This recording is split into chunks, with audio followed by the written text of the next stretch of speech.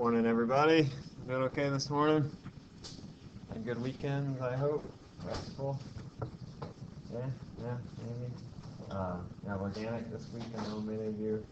We will have physics 1 week from Friday, so not this coming Friday, but we'll have our exam the next Friday, and it'll cover.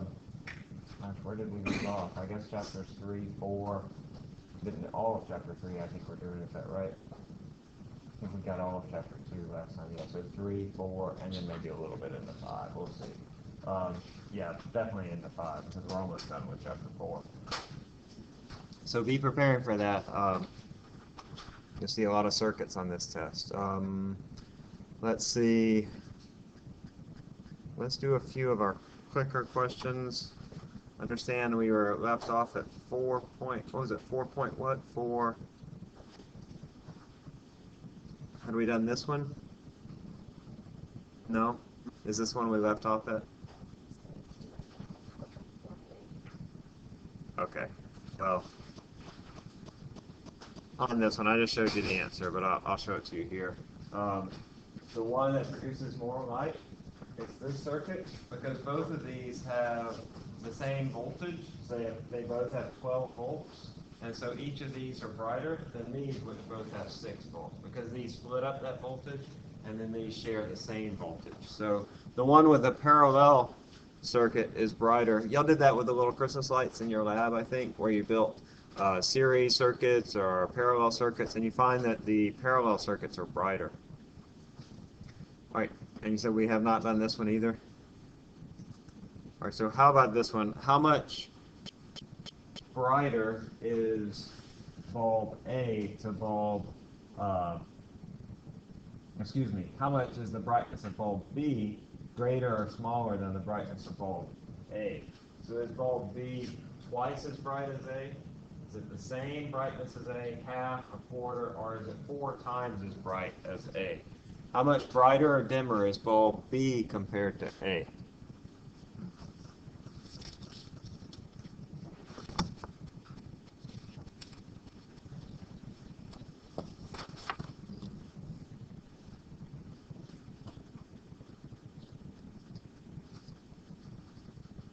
All right, so a few more seconds. I'll stop at 50.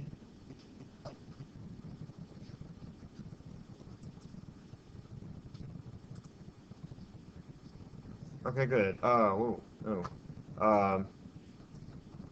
It's not.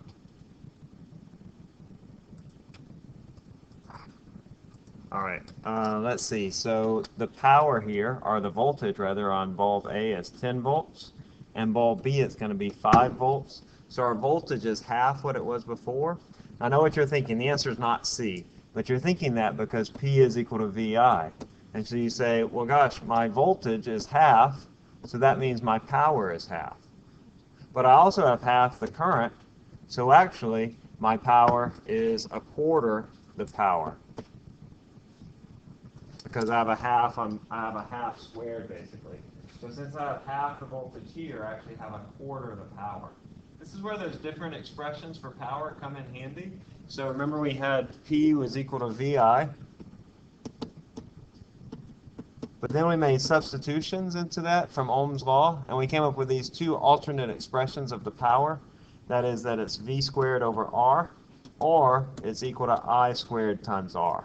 And in this case, we're changing the voltage and nothing else. So we need an expression that just has voltage in it, or we're changing the voltage but not the resistance. So we need an expression where we have the voltage and the resistance in it, where we can say this value is constant and this value is changing, and then ask how does changing this value affect the power. So I would say P is equal to V squared over R, and then ask what if I have the voltage, then because it's a quadratic relationship, I'm going to quarter the power. Okay? That comes about because if I change the voltage, then I'm also going to change the current. And so if I change both of these, I'm going to change the power by a factor of a quarter. Let's see, how do I fix this? There we go. So it should be D there, it's a quarter as much.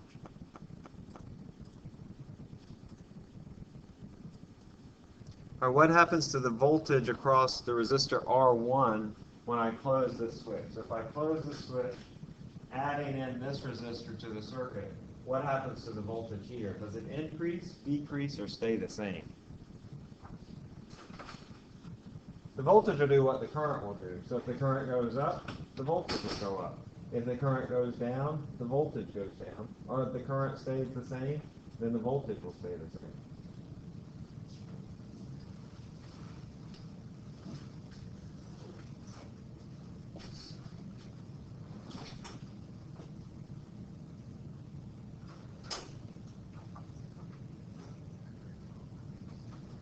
All right, we'll stop at 50 seconds, 50. Just a few more seconds.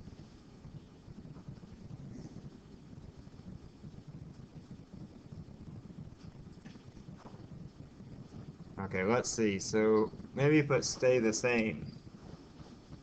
What happens to the resistance of the circuit when I add this resistor? Or actually, let me ask you, what happens to the resistance of just this parallel branch? I have R2 and R3 are in parallel when I add R2. What happens when I add a resistor in parallel? What happens to the equivalent resistance? Does it go up or does it go down? It goes down. Remember, because I'm adding extra paths for the electricity to flow.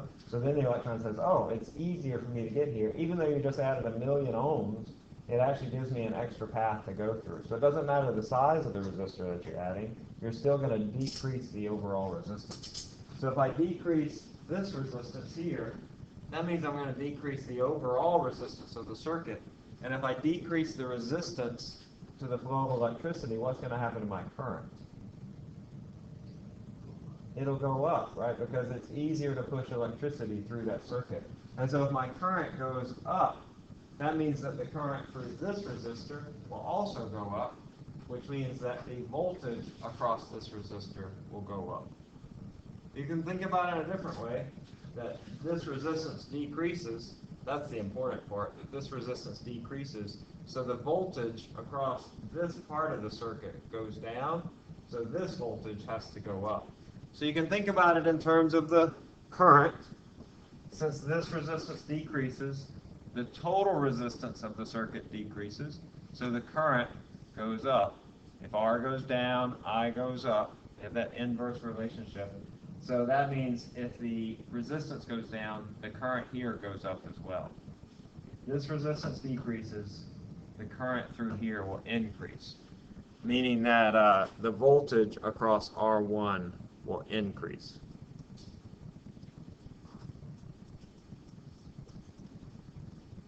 Frankie?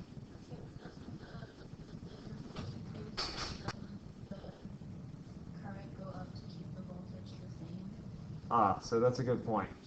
Doesn't the current go up to keep the voltage the same? The voltage is set by this. So if I have 12 volts here, then I have to have 12 volts out here. That's a great question. So the voltage will always be set by the battery. Y'all follow what she was asking? Yeah. Good question. All right, what about this one? What happens to the voltage across R4 when you close the switch?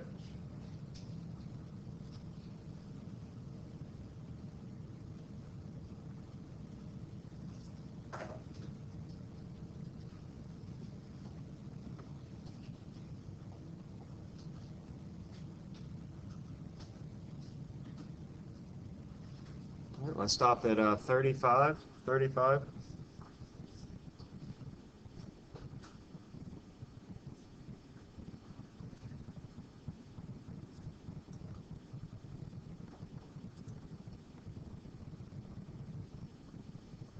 Okay, so some of you say decrease, some of you say the same. If I close this switch to R2, adding in R2, the equivalent resistance of this parallel branch decreases. When I add resistors in parallel, the equivalent decreases. So, if the resistance here decreases, what happens to the overall voltage of this part? Now remember, the voltage here and the voltage across these three, they have to add up to equal this voltage. Like we could say, for example, if this was 12 volts, then this is 8 volts, and then across all of these, it has to be 4 volts. But if I add this resistor and decrease this voltage, what's going to happen to this voltage? Or excuse me, if I add the resistor and decrease the resistance here, R goes down, what's going to happen to my voltage? It's going to decrease. Because, well, think of when I have two resistors, you can think of this as just two resistors. I have a resistor here and a resistor here. I'll call this one R1. I'm going to call this one R2, 3, 4. All right? And they're hooked up to a battery, let's say 12 volts. And then let's say that this one has a voltage equal to 8 volts, and this one is 4 volts. They add up equal to 12. Now, these have the same current going through them because they're in series. All right, so if I make this resistor bigger, then that means the voltage across this one will increase, and the voltage across this one will decrease. If I make this resistor smaller, that means the voltage will decrease because V is equal to IR. If R goes down, then V goes down. A smaller resistor will have a smaller voltage. So that's what I'm doing here is I'm making R2, 3, 4 smaller, which causes the voltage to decrease. Y'all sitting okay with this? Not really, sort of, kind of. We'll do some more. But here the answer is B, decreases. You will see some questions like this, though, on the test a week from Friday. They'll be in the multiple choice, but they'll also likely be in the problem where you have a combination circuit, like we did in class, last week or so.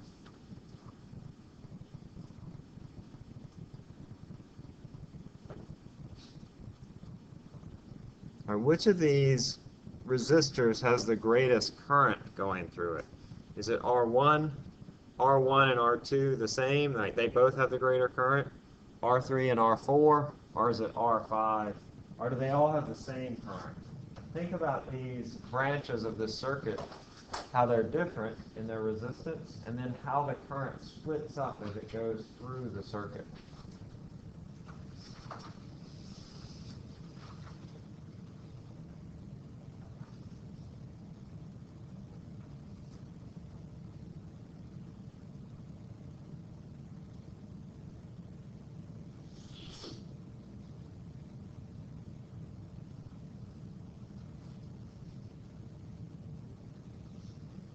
Help you out a little bit. Let's say that we have, 8 amps in this circuit. Doesn't really matter what the number is, but let's say that we have 8 amps. Or no, let's make it 6 amps. So there's 6 amps coming here. These two branches are equal in resistance. Right? So how is that current going to split up here? Is it going to have more current to the top, more current to the bottom, or both the same? They're going to both the same. So I'm each going to get 3 and 3 amps right here. I get 3 amps here and 3 amps here. It comes back together and I get 6 amps right here. And here the current splits up again. Now up top, I got twice the resistance as what I have down at the bottom. So I got 2 times R and then just 1 times R at the bottom. So now I want to think about how does that current split up here? Don't answer this, but it's part of the question. Do I get more current at the top, or do I get more current at the bottom? And then hopefully you can even ask yourself and answer, how much current do I get in the top and bottom, considering that I have twice the resistance here as I have here. Coming in 6 amps, how much current here, how much current here? Well, let's focus on this question right now. I'll give you about 10, 12 more seconds.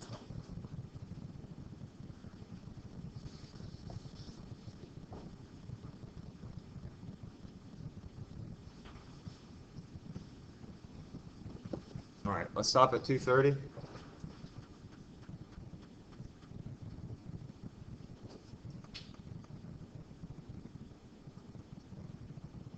Okay, D is right. how much current will I get through D?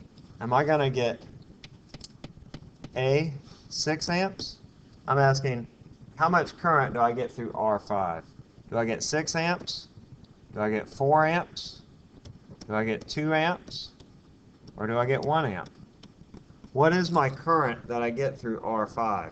Remember, I'm dealing with a situation where I say I have 6 amps total going through this circuit. They split up here into these resistors, 2R on top, 1R on bottom. How much current do I get going through the bottom resistor? 6 amps, 4 amps, 2 amps, or 1 amp?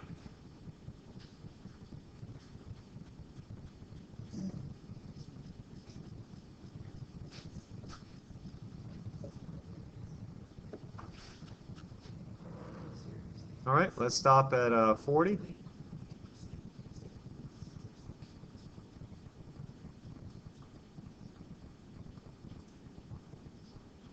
Okay, that's very good. B is right. You get 4 amps here because by the junction rule that we saw last time, I know that the sum of these two currents have to equal 6. But I know one of the currents is going to be twice that of the other current because this has half the resistance as this top branch. I have twice the current here as I have here. I have twice the current as I have here.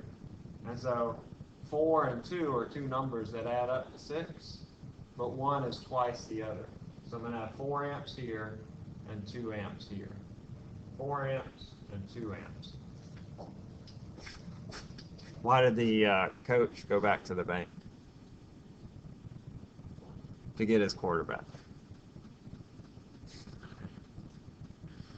Okay, let's see, we have some more of these. Which is the current in branch P? So here I have several branches coming together, and I have 5 amps in this branch, I have 8 amps in this branch. I don't know what current I have here, but I know I have 2 amps here. So what is the current that I get in branch P?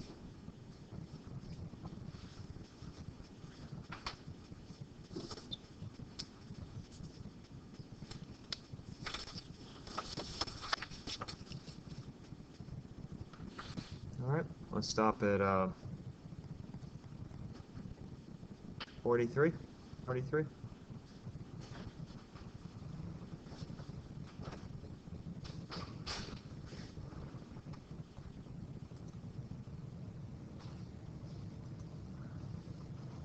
Okay, good.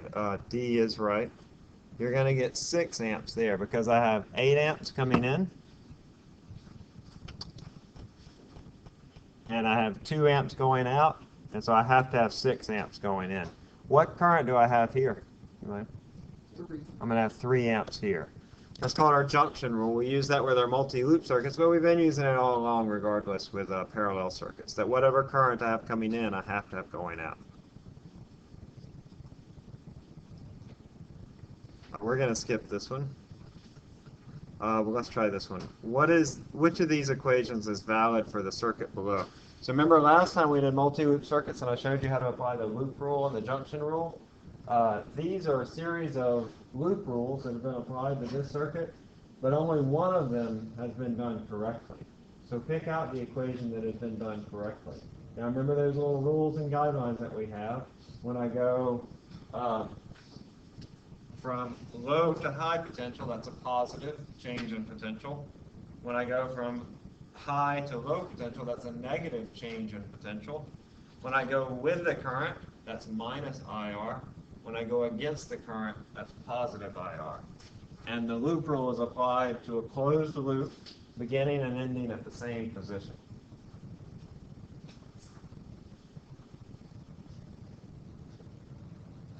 So I can show you this first one, for example, is not A. A is not the answer. But since it starts at positive 2, that means I'm starting here and I'm going in this direction, because that would give me positive 2. And then everything else needs to fall in line. Minus I1, that's correct, because I'm going with the current. Minus 2I2, that's correct too. But notice that I left out, would this be plus or minus 4? It would be minus 4. So I've left out one number up here that makes the answer wrong. So I needed really a minus 4 right there to make that equation correct. So one of those remaining 4 is correct.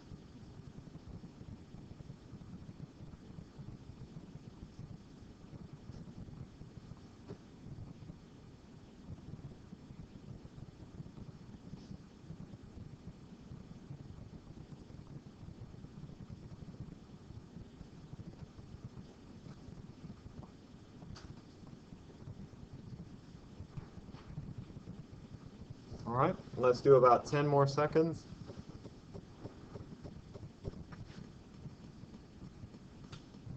Stop at 210, 210.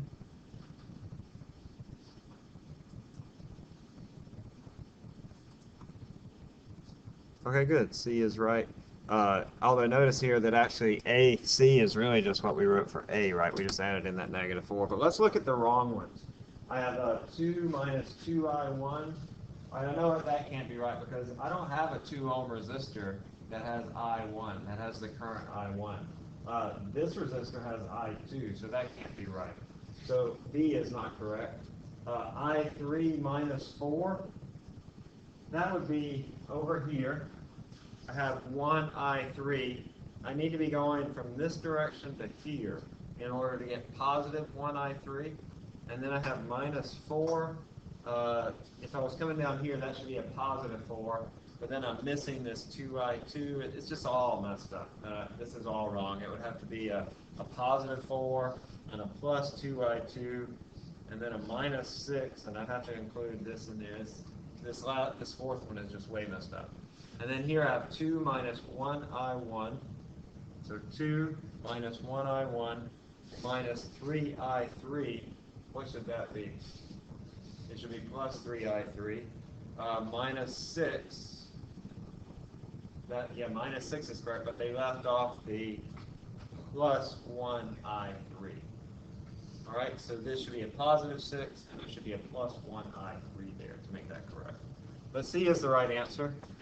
You'll likely see a question like that on the exam. You will see a question. You'll have to work a multi-loop circuit where you have to write out the equations correctly and solve them. But you'll also see some conceptual questions like this as well. All right. Let's see. Who is the first electricity detective? Sherlock Holmes. That was a good one. Okay, let's do a couple more. I think I just need a little more practice on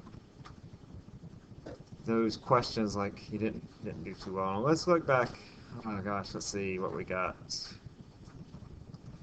We have some good ones back here.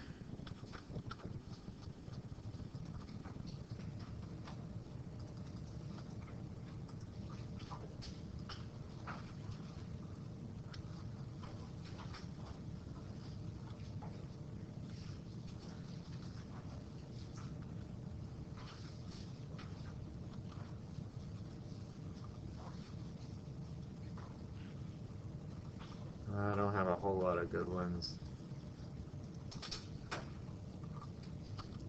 Yeah, we'll just do number 1 here. Right here, this is exam 3. Which of these resistors has the smallest current? Is it R1, 2, 3, or 5? Or is there not enough information? Is it R1, R2, R3, or R5? Which has the smallest current?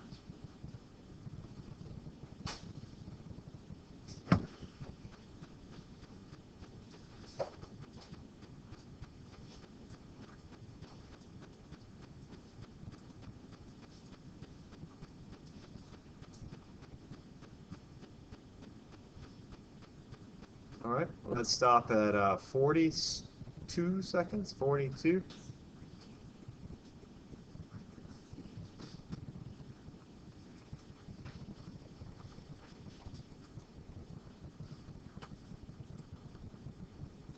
Okay, C is right. Why does R3 have the smallest current?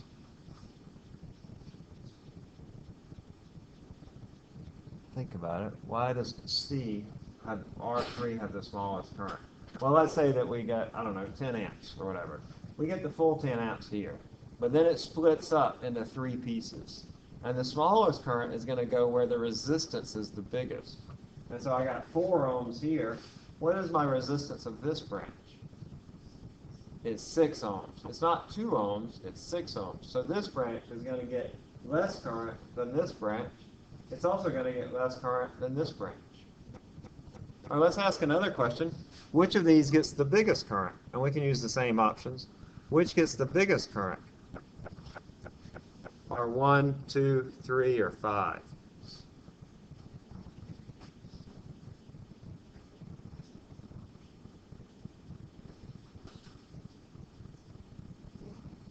All right, let's stop at 22.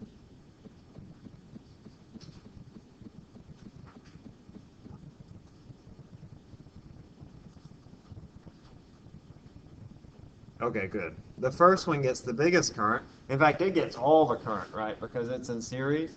Whatever current comes off this battery goes through this resistor. It gets all of the current. Let me ask you another question. If I remove R4,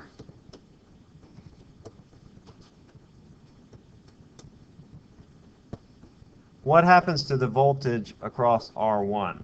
That is, does V1 go up, does it go down, or does it stay the same?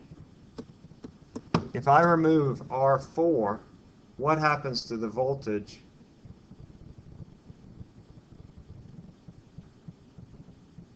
well, let's say if I remove R5. If I remove R5, what happens to the voltage across R1? If I remove R5, what happens to the voltage across R1? That is the voltage here. Does it go up? Does it go down? Or does it stay the same? Think about what happens to the resistance of this part of the circuit if I remove R5. Does it go up or down? And then think about how that then redistributes the voltage across those resistors. Because the voltage will be redistributed.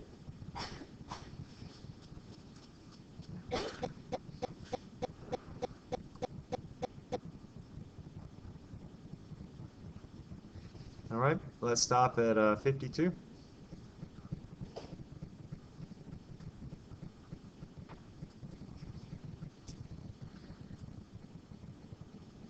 Okay, so if I move this resistor, what happens to the resistance of this branch? Does it go up or down?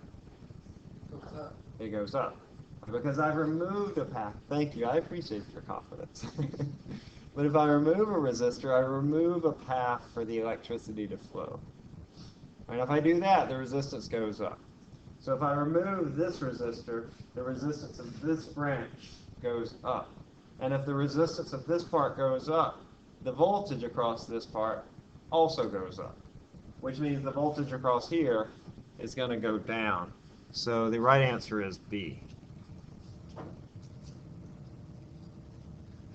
Let's see, what if I remove R1?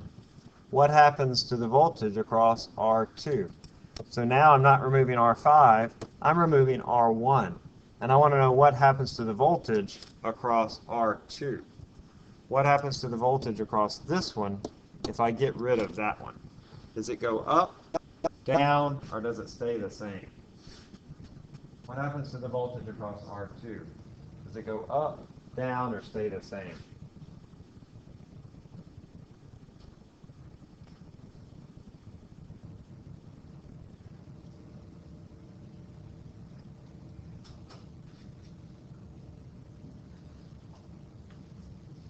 All right, let's stop at 38.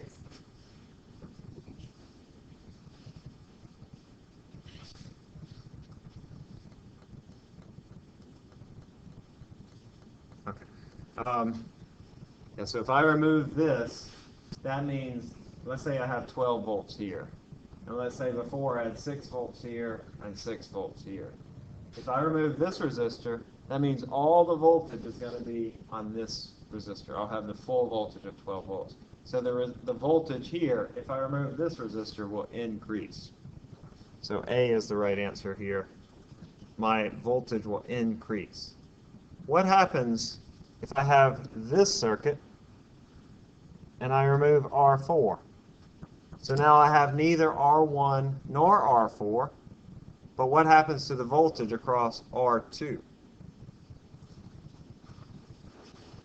So now I've taken this circuit and I removed this resistor. All right, this one's already been removed, but now I remove this one. What happens to my voltage across R2?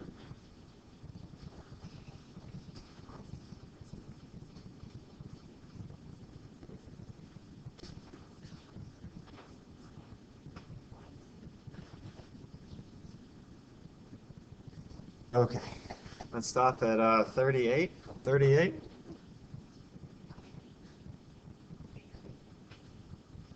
Give us a little more time. Okay, a few more seconds.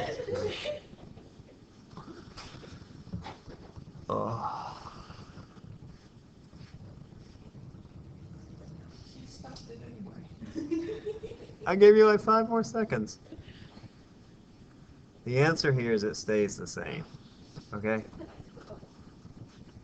Something in it, like a Wi-Fi or something. Alright, so resistors in parallel have the same voltage, right? Remember that's one of our rules? And so if I change this resistance, that has no bearing whatsoever on this branch or on this branch. Now I will have a bearing on this one. The voltage across this resistor will go up if I remove this resistor. But it doesn't affect this resistor at all. Alright, let's do some more multi-loop circuits. We might come back to that, but I think you'll need a little more practice. So I know it's been a while since we've done combination circuits because we've been doing these other things, but you need to go back and look over your combination circuits and how those voltages and currents change. Well, let's do another multi-loop circuit. That's sort of the last thing we dealt with. We didn't do this one, did we? Let's try this one. This is like the one that you did before. Which of the following equations is correct for this circuit? And if you finish this, go ahead and answer the next one, which asks you one of the currents.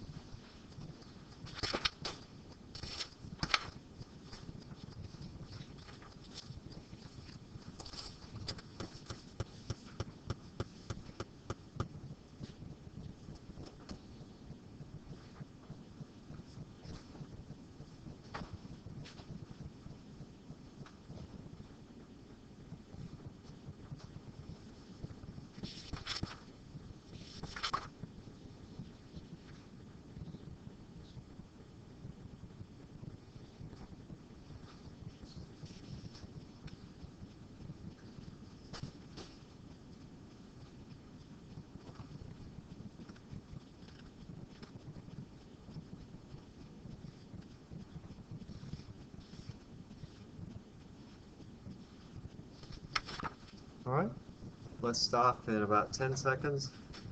1:15.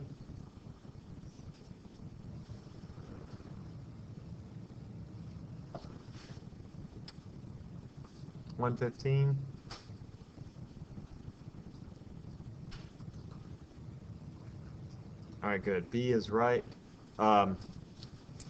We can look at this. I'm starting at +6, just doing B here. That means I'm starting here and going in this direction. That gives me +6 minus 8I1 because I'm going with the current, plus 2I2 because I'm going against the current. I get positive voltage there. Here I get minus 12 because I'm going from high to low. And then I get minus 4I1 because I'm going with the current. So B is the right answer there. And the other three are incorrect for various reasons. The signs are wrong, or you have the wrong current, or whatever. See, where does bad light end up? In a prism. In a prism. Okay, so consider the above circuit, the one you just saw for. If I2 is 2.45 amps, what is the magnitude and direction of I3? So I2 is 2.45. That means that I2 is 2.45 amps in the upward direction.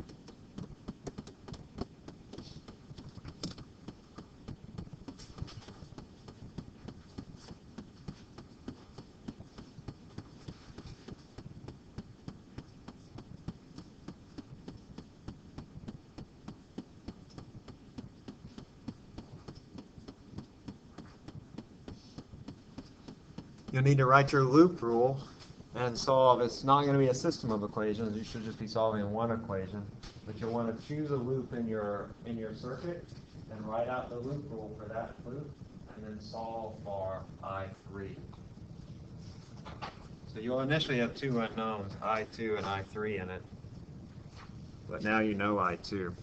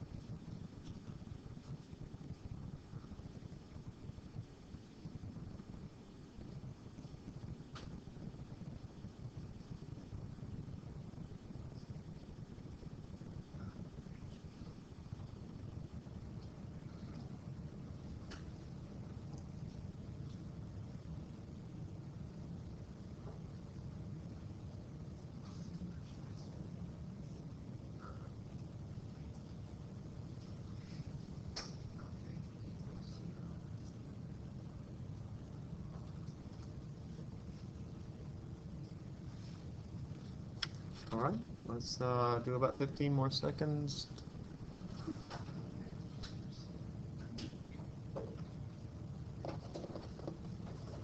Stop at 2:25. Just 8 more seconds. 3 more seconds. All right. Let's see, I think A is right. So you want to write your equation first. Which loop am I going to use? The left, the right, or the big loop? The which one? The right loop, right. So let's write our equation for the right loop. I'll just start right here and go up in this direction. That's going to be 12 minus 2I2. Remember, I know what I2 is now. Minus 3I3. That's equal to 0. And so that's 12 minus 4.9 equals 3I3. And so I3 then is, what's that? 7.1 divided by 3, which is, what's the answer? 2.37. And because it comes out positive, is that the right answer? Yeah, because it comes out positive, then that means that we chose the direction of the current correctly. If it were negative, it would be in the upward direction. A couple more of these, I think. Yeah, what is the magnitude of the current I1? If you notice, there is a pretty easy way to get I1. If you look at you should look at your multi-loop circuits when you see them, and sometimes you'll find that there are certain loops that will give you an easy answer to the current. So think about what would be the best loop to find I1. There are a couple of loops that contain I1, a top loop and a big loop, but which one is the best way to find I1?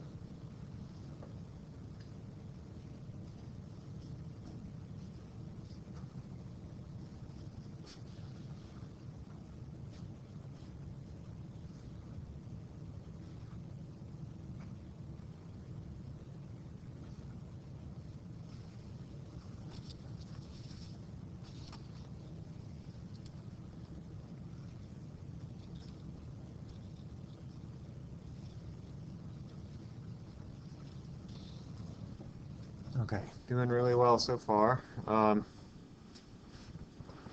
do about 10 more seconds. 1:15, say.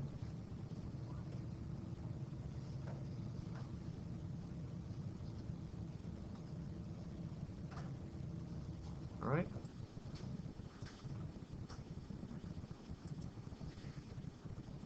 Okay, good. A is right. It's going to be 2 amps. Notice if you take the big loop here, that it becomes really simple. I have, say, going in this direction, I have plus 40 plus 20I1 equals to 0.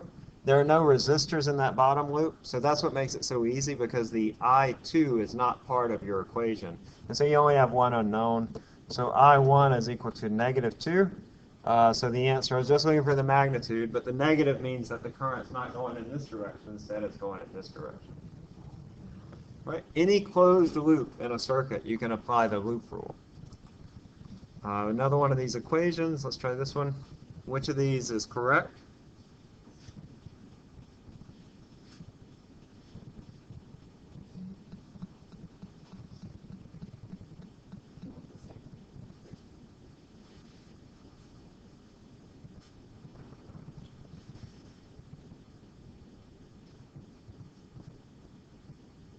If you finish, go through and look at the ones that are incorrect and see if you can correct them.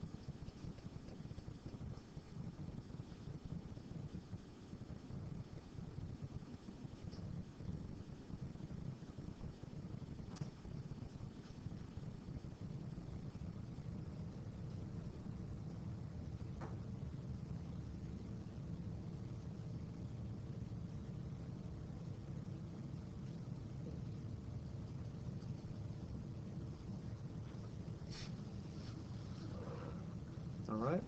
Let's go for about 10 more seconds. 1:10, say. All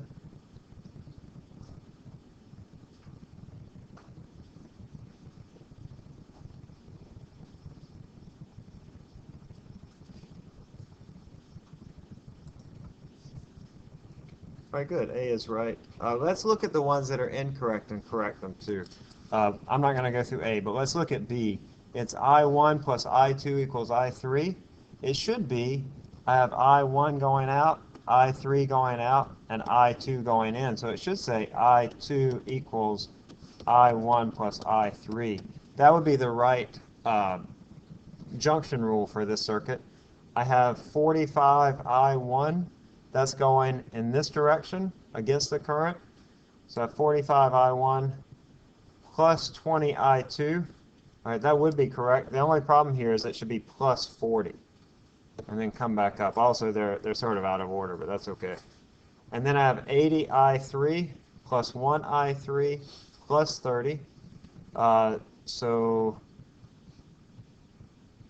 that looks like I could sort of start here, and I get plus 30 plus 1 I3 plus 80 I3, and then this should be what? Plus or minus 45?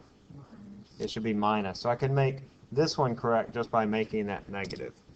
So you'll see a question like that for certain on the test coming up in a week and a half or so, 2 weeks, where you have to pick out the correct or incorrect. But you'll also have to work this problem. Let's do one of those before we move on to RC circuits, where you'll have to, of course, write out the equations. So let's try this one.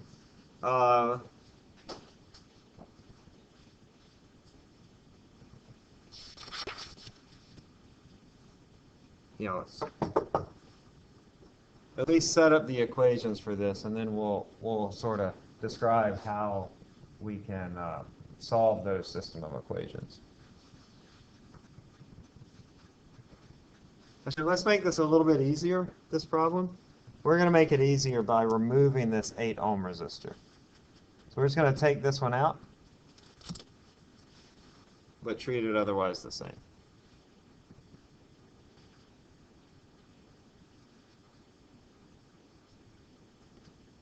I'll give you a few minutes and I'll jump in, but work on writing your equations first.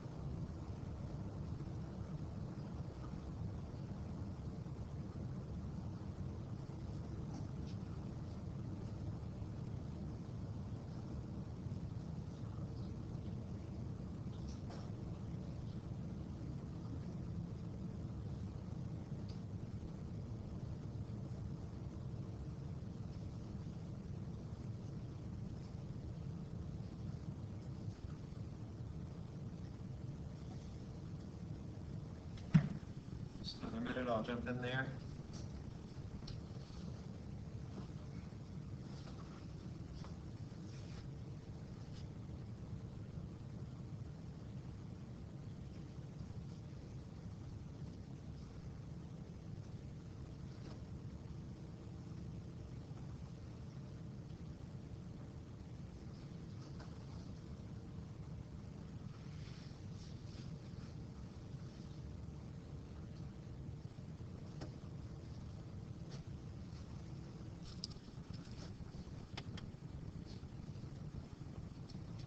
Alright, so the first thing we want to do here, guys, is we want to label our currents and set some directions for them. You might have chosen them differently than I did, and that's okay. But I'm going to choose I1 right there. I'll choose I2 right here. And then I'll choose I3 right here. Up, down, up. Doesn't matter, I just chose those. I didn't choose them for any particular reason. It's just, I just picked a direction. Doesn't really matter. And now I want to write the equations. I'm going to do the big equation, or the big loop, and the left loop. But you might choose the left loop, right loop. In fact, that's a little easier in this case if you choose the left loop, right loop. But I'm going to do the big loop and the left loop. All right, so I'm going to start right here and go in this direction. So the big loop would be 12 minus 2I1 plus 4I3 minus 3I1. And that's all equal to 0. That's the big loop. Now I'm going to do the left loop. I'll start here again and go in this direction. It's going to be 12 minus 2I1 minus 6 minus 3I1. That's all equal to 0. So this is the big loop, and this is the left loop. I'll go ahead and write the right loop, but I'm not going to use it. The right loop, let's say start right here and go in this direction. That would be 6 plus 4I3 equals to 0. All right. Notice that because I have a branch in my circuit that doesn't have a resistor, that I actually get two equations with just one unknown each. This one and this one both only have one unknown. So this system of equations is pretty easy to solve, because I can solve this one for I1 and I can solve this one for I3. Now that still doesn't get me I2, so I have to write the junction rule to get I2. So I write the junction rule as well. I'll pick this junction up here. I have I1 and I3 coming in and I2 going out. I1 plus I3 equals to I2. So that's the junction rule. Writing your equations correctly would be pretty important for this type of problem, because if you don't write them correctly, you're not going to solve for the correct currents. So let's just assume that I started just with the big and the left, that I just did these two. My first step would be to solve this one for I1. So I'd get 6 is equal to 5I. What I did there is I said 12 minus 6, that's equal to 6. Then minus 2 and minus 3, that's minus 5I. And then I brought it over to the other side, adding 5I to both sides. And don't forget, look, I forgot this, and that'll mess you up too, is I forgot my subscript. It's very important to follow your subscripts and get them copied down correctly. So then I can solve this for I1 is equal to 6 over 5. And then I can plug that in over here and find out what I3 is. So I'm going to solve this for I3. I3 is equal to 12 plus 5I1 divided by 4. Negative 12 plus 5I1 divided by 4. I just solved this equation for I3. I brought the 12 over to the right-hand side. It becomes negative 12. I bring the negative 5I over. It becomes positive 5I. And then I divide through by 4. And then I can solve this for I3. It becomes negative 12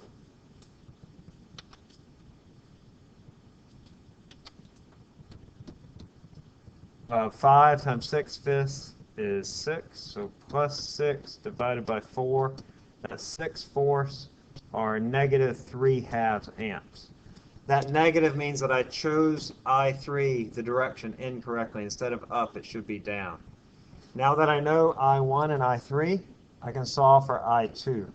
And so I2 is equal to negative, or excuse me, 6/5 minus 3/2. Notice that I keep the negative for I3, and that's equal to, 12/10 minus 15/10, negative 3/10, or negative 0.3 amps. All right, this is I2 equals to I2. So the way to report these is I would say I1 is 6/5 amps up.